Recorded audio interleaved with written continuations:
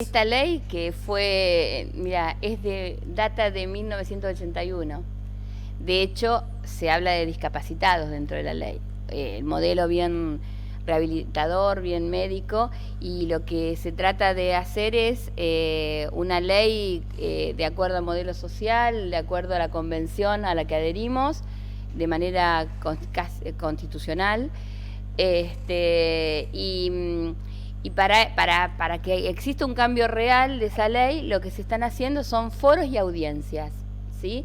¿Qué significa esto? Que se reúnen organizaciones, familias, personas con discapacidad, algunos abogados, o cualquier persona que quiera participar del foro de la audiencia para ver qué se cambia de esta ley, que es la ley 22431.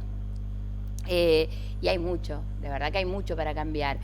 Pero además de mucho para cambiar, hay mucho para poner en sanciones, ¿sí? Hay la ley, una de las cosas que no tiene son las sanciones. Y la realidad es que, por ejemplo, el cupo laboral, del que siempre hacemos referencia, que es el 4% como piso, es uno de los artículos que está dentro de la ley, pero que no se cumple. Entonces, se habla, y en casi todos los foros y audiencias ha salido lo mismo, de que se piden sanciones. O, por ejemplo, el tema de salud. Sabemos que las obras sociales tienen que cubrirlo. Ahora, ¿cuánto luchamos los padres para conseguir, no sé, una valva, una operación, una medicación, pañales, sobre todo pañales? También que esas obras sociales tengan su sanción si no cumplen. Lo que se da por hecho, ¿no? Digo, hay muchas cosas Claro. que se están revisando, por ejemplo, nada que ver el tema, pero cuando se debate el nuevo Consejo de la Magistratura, antes se hablaba de que tiene que haber tantos jueces, tantos abogados, y no se aclaraba, y ahora es con obligación, o sea, en este proyecto que se está debatiendo, con obligación de que haya tanta cantidad de mujeres, Claro. y ahí se tiene que marcar, hay cosas que se tienen que marcar, porque cuando se dan por entendidas, no se cumplen. Bueno, yo te cuento que el sábado fue uno de los foros en Roque Pérez. La verdad que hubo muchas personas estuvieron en el foro. Hubiera sido también genial que en la región, porque no se da en todas las, no es que se va a hacer el 9 de julio en Bolívar, en Carlos Casares, en Chivilcoy, sino que se va eligiendo una ciudad por región, digamos.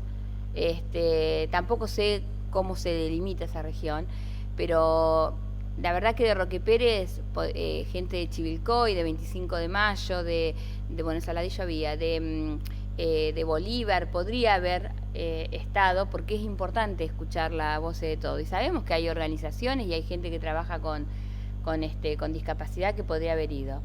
Pero igual había gente, ¿no?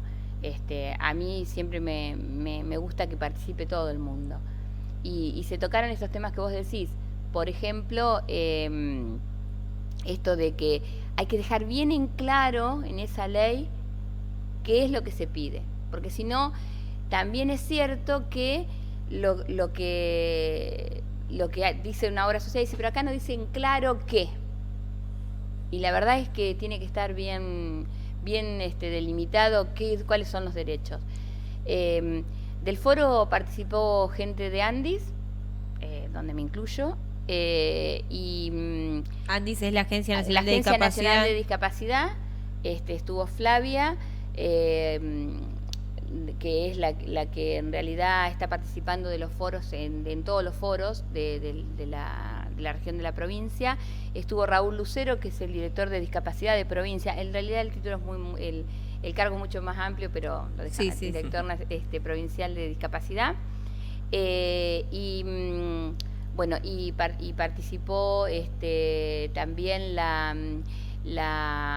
presidenta de la Red Federal de Autismo.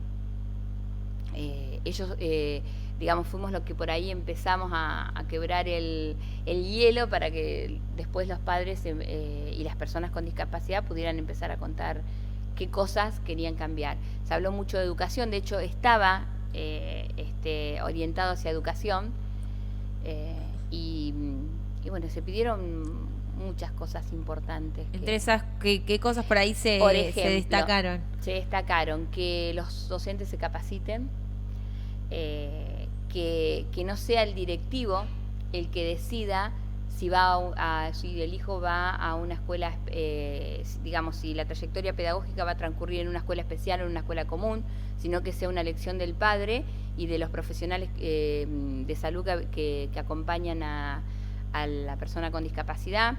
Que tanto las escuelas como los institutos, sobre todo los institutos, porque una de las cosas que mencionamos fue que hay muchas universidades que ya son inclusivas. De hecho, hay un montón de profesionales, abogados, contadores y demás, periodistas o licenciados en comunicación, que son personas con discapacidad y que no tuvieron ningún tipo de obstáculos en esta trayectoria, digamos, en la parte de tercer nivel. Pero no los institutos. Entonces se pidió mucho de que los institutos comenzaran a ser inclusivos, no urbanísticamente o, digamos, en lo estructural del edificio, sino en lo pedagógico, ¿no?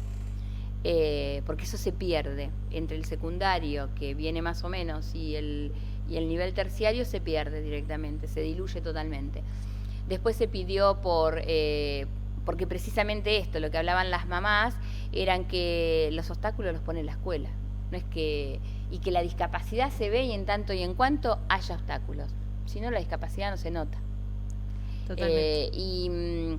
Entonces, y que muchas veces, que creo que lo hemos charlado acá, muchas veces lo que lo que el docente toma como herramienta para poder enseñarle a alguien con discapacidad le sirve en realidad para los otros 25 chicos.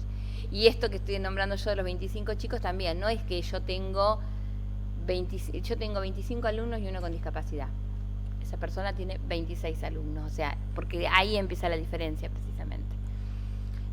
Después se habló del tema de salud, de las obras sociales, que las obras sociales consideran que no es para él, o sea, no está dentro de lo que le corresponde el tema del transporte del transporte hacia las escuelas. Ellos dicen que eso le corresponde a educación y en realidad no, porque la obra social tiene que cubrir todo, y si bien es cierto que tiene que cubrir salud, una parte de la salud psicológica, mental, es esto de... Tiene que ver con el traslado. Tiene que ver con el traslado hacia las escuelas, para que el chico pueda participar de las escuelas. Se habló de los tiempos, ¿sí? O sea, hasta qué momento, o sea, cuando vos necesitas algo, necesitas para ayer. No necesitas ni para hoy ni para mañana. Entonces, ¿qué pasa cuando vos haces un pedido de medicación y ese pedido de medicación tarda 90 días, ¿no? Como mínimo. ¿Sí? Cuando no son 6 meses o un año. ¿Qué hacemos en ese transcurso? O sea, ¿desde dónde se puede empezar a las obras sociales a sancionar? Entonces decir, bueno, no, a ver, con la tecnología, teniendo ya la persona con discapacidad dentro del sistema de esa obra social, no puede tardar más de 15 días. Una medicación o una valva o un bastón o lo que fuere, una operación.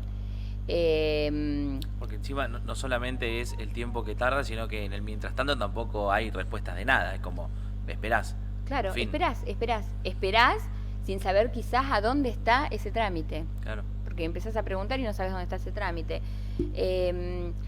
Después también se habló, algunas personas con discapacidad hablaron de ellos como profesionales ahora, todos los obstáculos que tienen y que no se contemplan dentro de la ley. Por ejemplo, el acompañante terapéutico para cualquiera de las personas con discapacidad, sea un abogado, un docente, un contador que necesita, no sé, si es una persona ciega, por ejemplo, un acompañante terapéutico que lo guíe hasta que esa persona se haga, sepa cómo está todo su lugar de trabajo dimensionado para poder manejarse con más seguridad, o una persona con sorda que pueda tener un intérprete, porque cuando va a su trabajo nadie le entiende y entonces lo dejan excluido, o un acompañante terapéutico para una para alguien que está dentro de la condición de salud mental. Bueno, esas cosas no están contempladas en la ley, porque además en 1981 nadie creía que una persona con discapacidad podía ser profesional. De hecho, cuando se habla de trabajo del discapacitado, así lo dice la ley, se habla de que bueno, que tiene que formar, que las instituciones o las entidades estatales, municipales, nacionales, provinciales o las empresas privadas tienen que incorporar el 4% de personas con discapacidad, pero no habla de la idoneidad o de que por ahí la capacitación, no sé, ponele, vos tenés una persona que es abogada, vos y yo somos abogadas, yo tengo una discapacidad, lo que se quiere contemplar en esta ley es que yo tenga la prioridad, o sea, que haya un cupo dentro de esos concursos que se hacen, que sean para personas con discapacidad. Entonces, si nosotros dos tenemos una discapacidad, concursamos por ese cargo, ¿sí?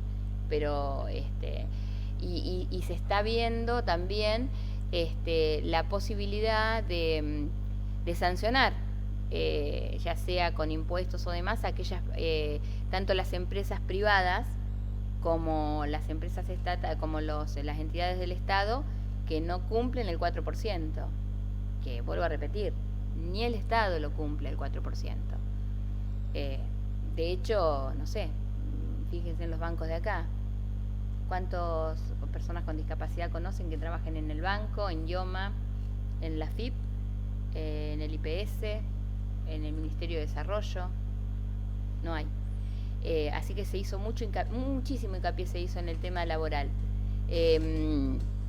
Había una chica que es abogada, que tiene parálisis cerebral, que y ella, una de los temas que hacía hincapié es que cuando ella estudió en la UBA y no tuvo grandes obstáculos, pero sí con los profesores por ahí tuvo muchas barreras. Y ahora con el trabajo le sucede que salió el año pasado una sentencia, donde los juzgados tenían que tomar una persona con discapacidad. Cada juzgado tiene que tener una persona con discapacidad. Yo fui a hablar acá y no tuve eco. Obviamente tiene que rendir el examen y demás, pero esta chica estamos hablando que es abogada, o sea que rendiría el examen sin ningún tipo de problemas.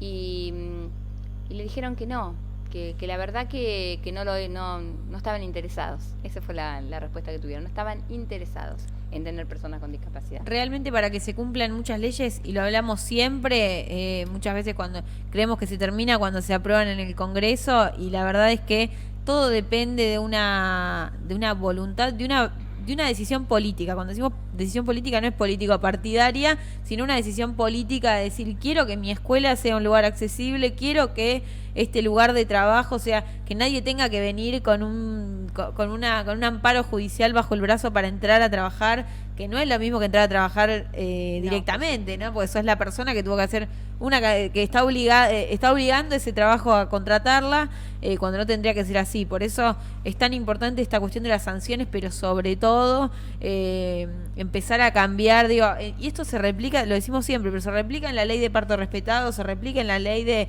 identidad de género, se replica en todo. La decisión política de la persona que está detrás del mostrador, que está en el quirófano, que está en el consultorio, que está en la institución educativa, es fundamental y puede cambiar el día y la vida de una familia entera. Tal cual.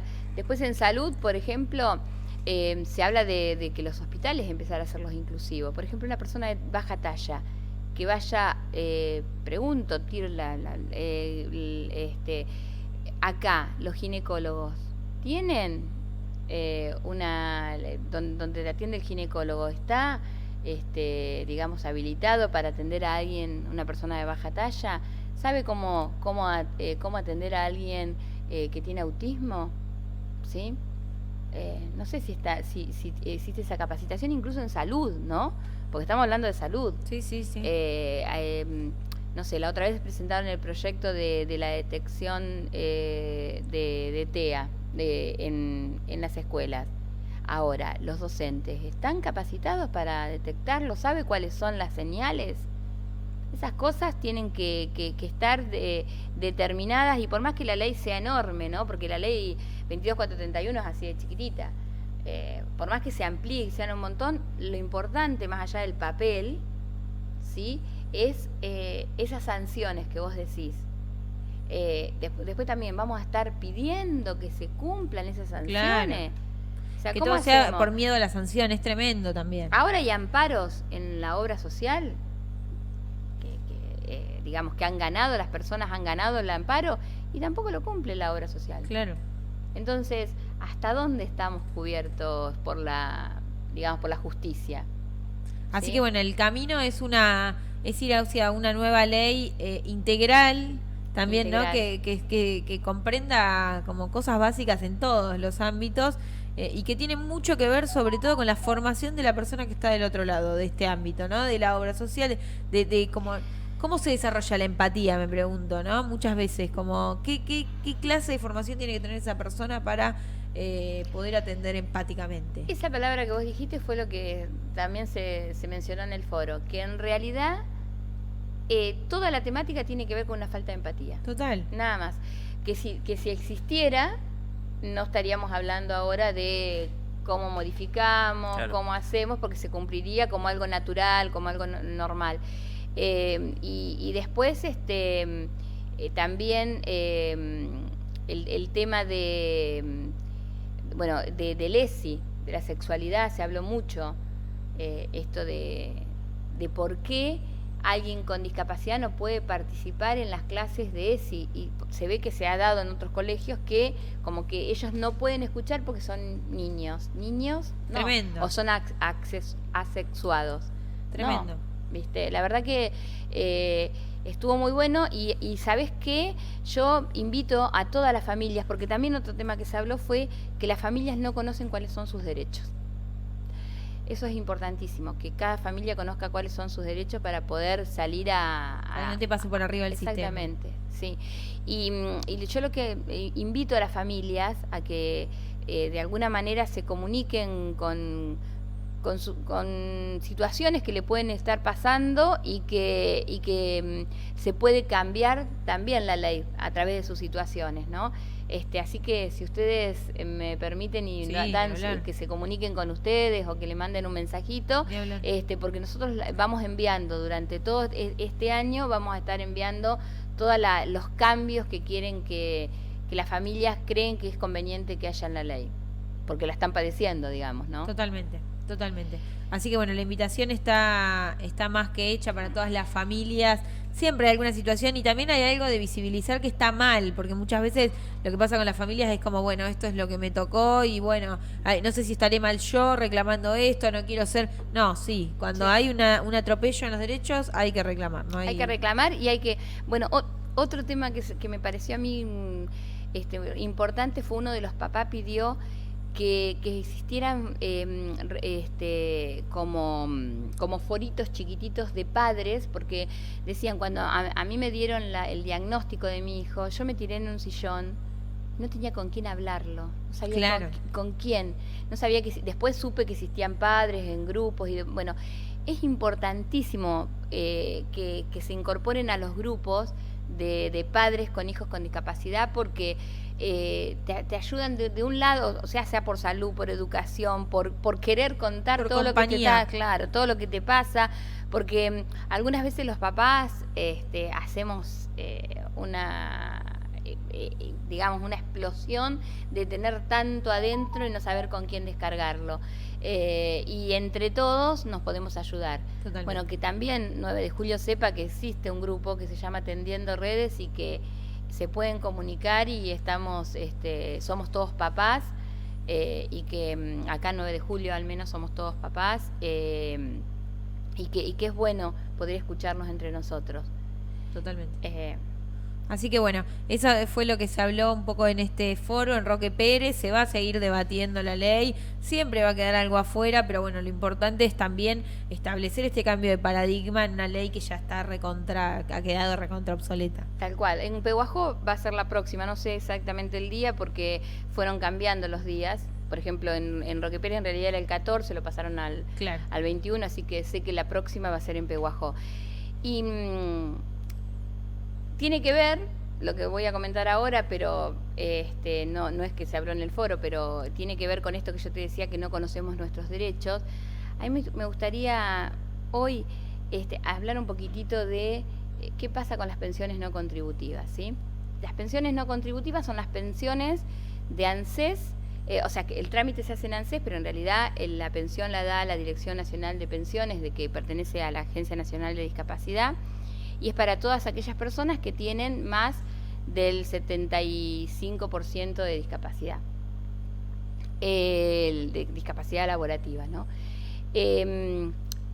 Y contarle a todas las personas que están por ahí pensando si le corresponde o no le corresponde una pensión, que no necesitan un abogado ni nadie que le gestione la pensión, ¿sí? La pensión la pueden gestionar solos.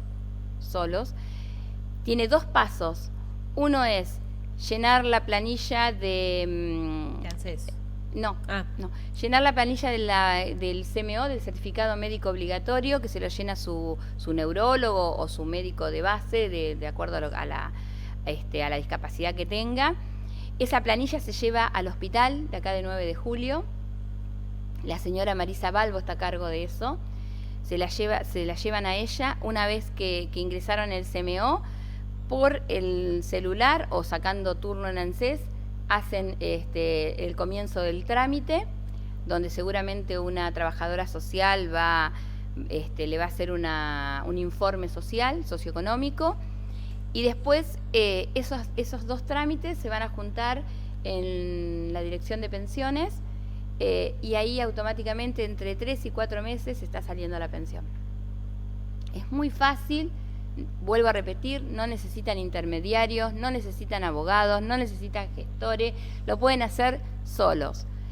Ante cualquier duda, Tendiendo está para asesorarlos, pero no, yo creo que no necesitan, pero cualquier cosa o que se comuniquen conmigo, pero no necesitan, porque esto de los intermediarios, de los abogados, la verdad que la pensión no contributiva es muy poco lo que cobran, y si encima tienen que pagar un abogado, un gestor o un intermediario, no está bueno, porque lo pueden hacer solos.